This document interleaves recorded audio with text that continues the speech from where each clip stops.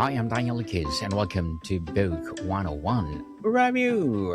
Book 101 is all about the books that I've read for the last 40 years. And today I have my special guest.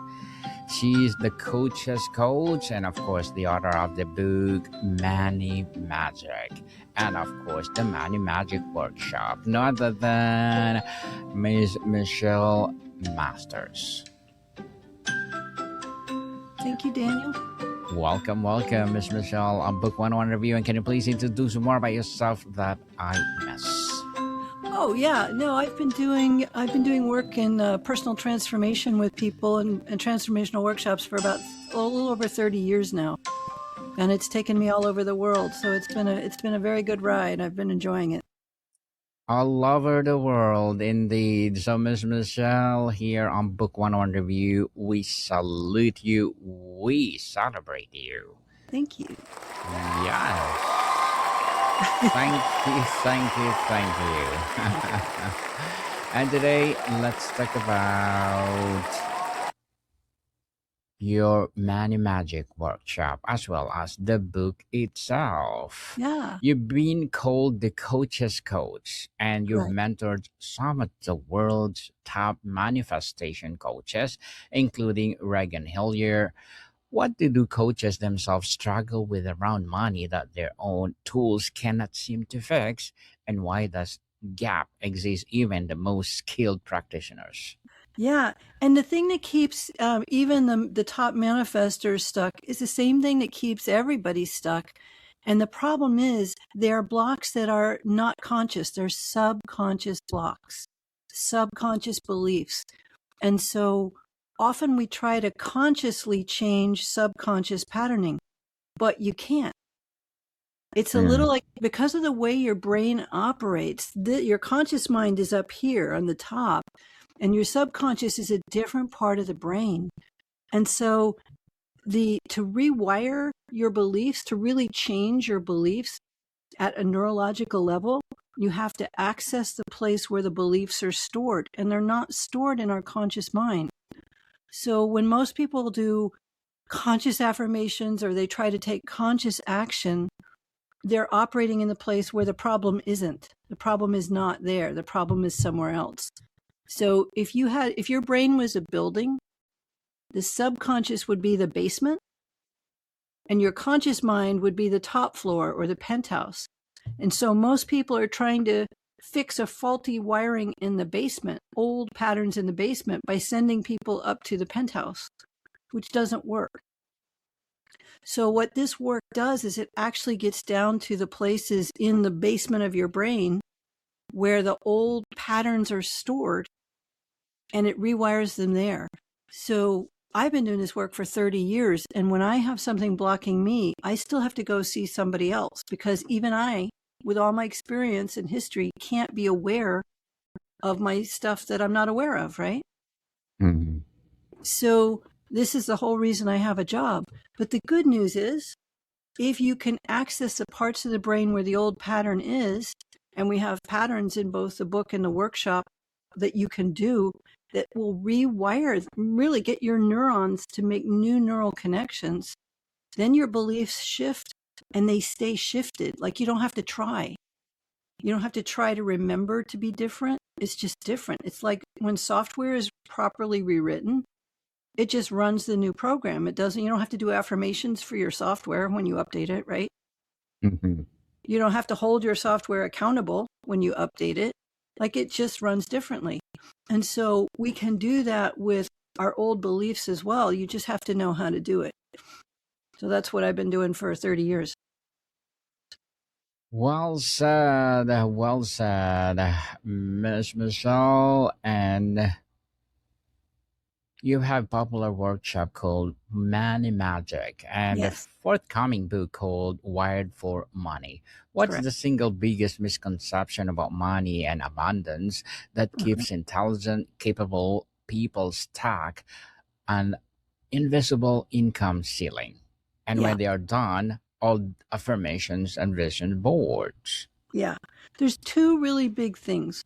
One is some beliefs. There's like a very common belief that you have to work hard to make money, right? Yes. Not true. It's not true. There are broke people working so hard all over the world. There are broke, brilliant people working hard all over the world who aren't making money. And there are people who aren't working very hard, who aren't even very brilliant, who are making a lot of money. It's really not about working hard. It's not even about working smarter. It's really about having what you want be aligned with your beliefs. So that's misconception number one, or problem number one. And the other main problem is most of us don't really have a full sense of our true worth. We don't feel like we're enough often, or we don't feel like we're worthy or deserving. And so that's what creates the invisible ceiling, because we will not let ourselves have more than we think we deserve. And what we think we deserve comes from how much we think we're worth. And so if we get more than we think we deserve, or more than we think we're worth, we will get it to go away or blow our life up in some way. Like within a year, it'll be gone, right? I don't know if you've Yes. ever had that where you worked really hard, you made a bunch of money, and then all of a sudden there was a big bill, or it all just went away. Yes. True. Yeah, it's because our beliefs about ourselves won't let us have more than we think we deserve. And it's really sad, but what we think we are worth, what we think we deserve, is in place by age 3 years old. 3 years old. And so it's impossible for us to be worthless or not deserving at 3 years old. So all of our beliefs that we're not enough, it's all a lie. It's all a lie. But it's a lie that we live inside of, and then that becomes our ceiling on how much good can come to us, how much love, how much health, how much money, how much happiness is based on what we think we deserve. Ms. Michelle, you said something profound. You can see your own subconscious because you're looking through it. Walk us Correct. through that. What Yeah. does insight alone, knowing why you have a pattern, almost never change the pattern itself, and Right. what actually does? Yeah. So trying to do it through willpower is like the hardest way to change a pattern. To really change a pattern, it is like rewriting software. To rewrite software, you have to know what code the software is written in, and you have to know where the line of code that you want to change is, right? I think so. I Yes. mean, I've never Yes. rewritten software, but I'm pretty sure that's how it works. And it's the same with our internal software. You have to know the language our software is written in.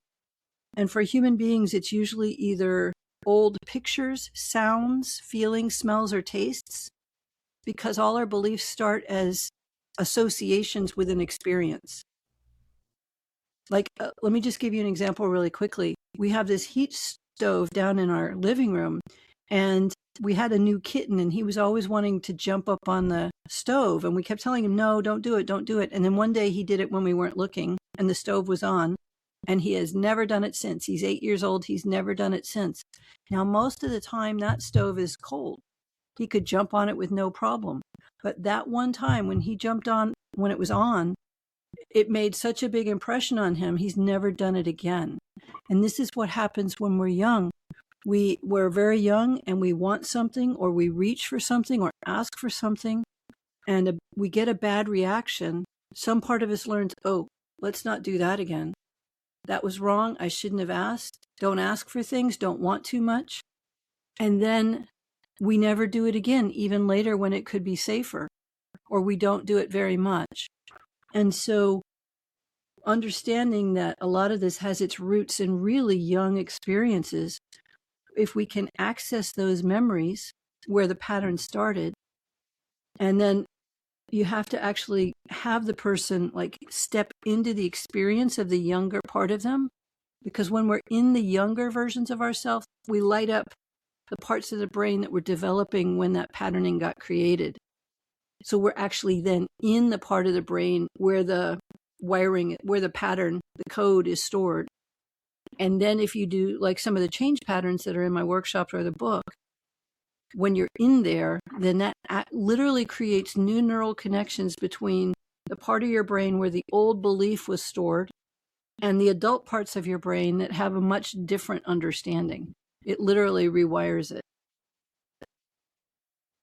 Well, thank you for that empowering answer, Ms. Michelle. What's the Mhm. difference between mindset problem and a subconscious writing problem? How can a listener tell if they are dealing with the surface level belief that they can think their way out of versus a deep pattern that needs completely different approach? Well, if you've tried thinking your way out of it and it hasn't worked, then it's a subconscious pattern, right? Like Mm-hmm. sometimes someone will suggest something to you and you'll go, oh, yeah, that makes sense. And you try that and it's better, right? But Mm-hmm. by the time most of us are adults, we've already tried all the conscious things. And what's left, the stuff that keeps repeating, is often the subconscious stuff. And especially our beliefs about ourselves and the world, those are formed so young and so early, and they are stored in different parts of the brain.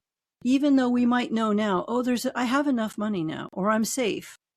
I'm not going to starve to death. If we grew up where there wasn't enough money, we'll still have that fear we're not going to have enough unless you go into those old parts of the brain and update it, basically. Because consciously you can think about 5 to 9 things any given time, but subconsciously your brain is doing 1 to 2 million things per second, and a lot of what it's doing is running those old experiences we had as children on a 24-hour-a-day loop. We're not seeing them, but those memories are running nonstop. Memories of when it was scary, memories of when we got shamed or hurt, or when we were told to, not go for what we want, all that stuff. Those are running 24 hours a day. So doing affirmations for a few minutes in the morning, it's not that it's bad. It's not bad. Your conscious thoughts matter. But if you're doing that 5 times a day and this other thing is running 24 hours a day, 7 days a week, you know, that's a hard thing to override with your 5 affirmations a day. Well said, Ms. Michelle. You blend neuroscience based change techniques, family constellation work, and a quantum healing modalities. That's Yeah. an unusual combination. Why does this specific alchemy work on money blocks that talk therapy, affirmations, and willpower alone cannot reach? Yeah, it's a good question. I was I had no interest in money. I had no money and I had no interest in money. When the place I was teaching these transformational tools, they asked me to do a 2-day workshop on money. And I realized, oh, I think I think I've got some issues around money. But what I did was I took the tools that I had for transformation and I applied them to money. And that's how the workshop came about. And also because I tried them out on me first, I got a lot of shifts around money. But it didn't come, I never intended to create a money class. I always wanted to do a spiritual class, but I was given a money class, and it's become one of the most spiritual thing I do. And so the neuroscience techniques really help with the rewiring, but there's a couple other ways human beings get stuck. And so the family constellation work is a big help, because other than beliefs, the biggest block that we have to having what we want is that as human beings, if we have it better than the people we come from, we feel guilty, you know? Almost like if you're at a restaurant and your food comes before everybody else's, even when you know their food is coming, it feels kind of weird to be eating your, appetizer when nobody else has any food. It just feels a little strange. And so, if the people we came from struggled, we often, on a very deep level, we're not usually aware of it, but we feel guilty if we have it too easy. And sometimes they'll even say, oh, kids today, you have it so easy, right? Mm. um and so the other way that it goes wrong is that when a kid comes into a family and there's pain in the family, kids always want to heal it. They always want to make it better. Like every kid wants to heal their family, but I don't think there's ever been a kid in the history of the world who has pulled it off. Like, because we can't heal our ancestors' pain. We can't take it from them. It's theirs.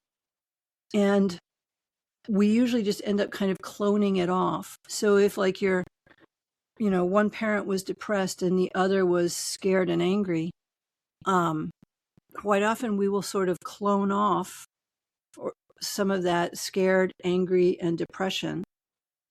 And we won't even realize that it's not ours, but we'll carry it around. Like, try an experiment. If right now you imagined very friendly aliens passing through the galaxy, wanted to help us all out, and they lifted up all of our ancestors and parents' past tragedies and history and limitations, lifted all of those beliefs up off of us and put them over to the side. Just notice what happens. Do you feel lighter? Yeah, we don't realize how much of what we are living with is not even ours. And we're just kind of perpetuating it. So the family constellation work really helps with noticing those kind of ancestral loyalties that aren't helping anybody and that are really weighing us down. That helps that. And then because as human beings, we experience ourselves, the quantum stuff, as human beings, we experience ourselves in a physical reality. Like, we have that experience of time and space. But we also exist outside of time and space. Like, we don't just exist in time and space. And so one of the reasons I like having the quantum tools as well is because the neuroscience works really well for the parts of us that experience ourselves in time and space. The family constellation works both in time space and outside of time space. And the quantum tools are a way of accessing kind of the gifts and genius of the universe to help us outside of time and space.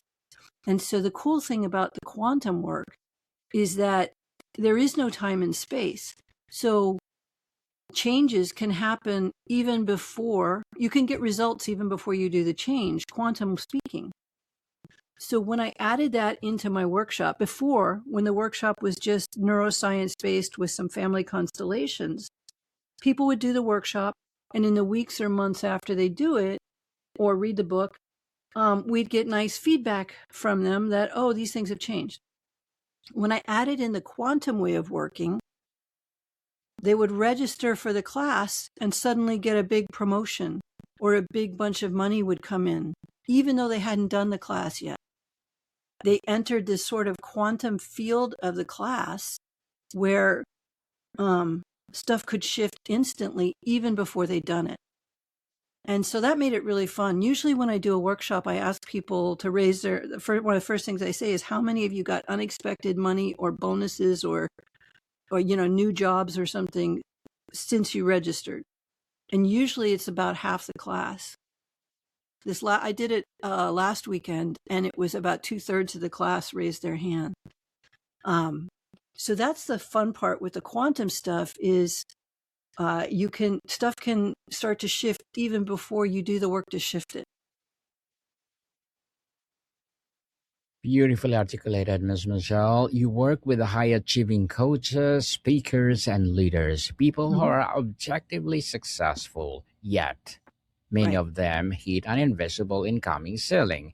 Yeah. They cannot break through. What is the ceiling actually made of, and what is the example of subconscious pattern that creates it? Yeah. I know a guy came to my workshop once, and he said he wasn't going to come because he thought he didn't need it because his business was worth $20 million. But the 2 days I was doing was part of a much bigger program he was in. So he came. And we did a piece, I think it was the family constellation piece, really shifted something major for him.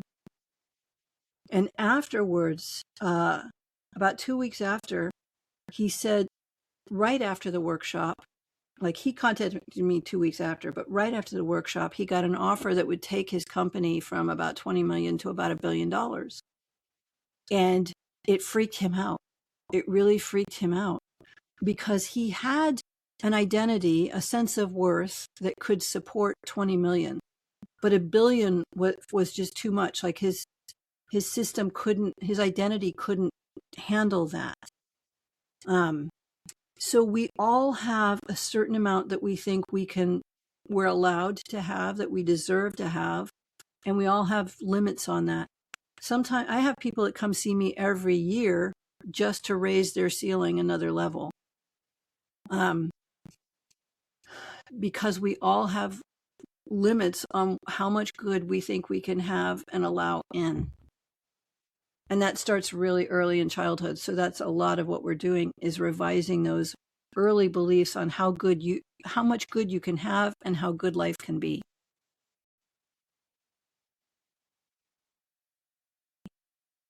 Miss Michelle, yes, Miss Michelle, to wrap up our discussion for today, you promise that audience don't just learn from you, they shift. If a listener is sitting in their car right now or watching, knows they have money block but can't afford workshop or coaching, what's Right. one thing they can do in the next 24 hours without spending a dollar to start accessing the different relationship with money? Well, that is hard, because what you're asking me is to give them conscious tools. And again, the conscious tools usually don't work as well as revising the unconscious tools. So hopefully when the book comes out, they can get that. But here is one thing that can help. You do need to, it helps, you can get a lot of support from both your ancestors who have passed, and also if you believe in divine help. There is a lot of help available for us, but we have to ask. That is the rule, free will.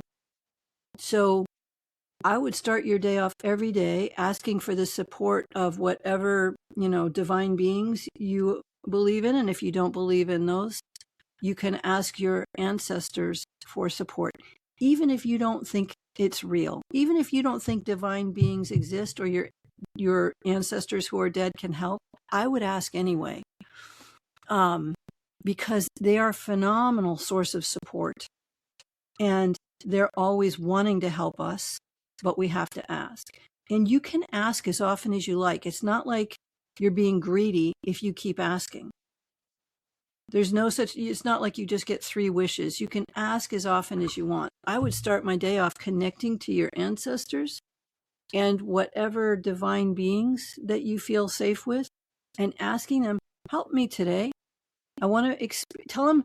I wouldn't so much tell them how to do what you want. Don't tell them how. Tell them what you want.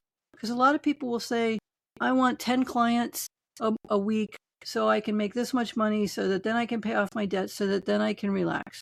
If what you want is your debt gone and relax, don't tell them the whole 10 clients thing. Tell them, I want the debt to be gone. I want to be able to relax and enjoy life.